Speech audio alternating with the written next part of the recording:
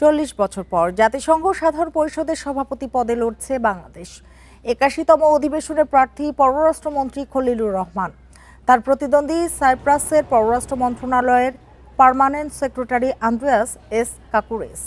যুক্তরাষ্ট্রের নিউ ইয়র্কে জাতিসংঘ সদর দপ্তরে স্থানীয় সময় সকাল 10টায় এবং বাংলাদেশ সময় রাত 8টায় এ নির্বাচন হয়। জাতিসংঘ সাধারণ পরিষদের সভাপতি সদস্য রাষ্ট্রগুলোর প্রতিনিধিরা প্রতি বছর গোপন ব্যালটের মাধ্যমে নির্বাচিত হন।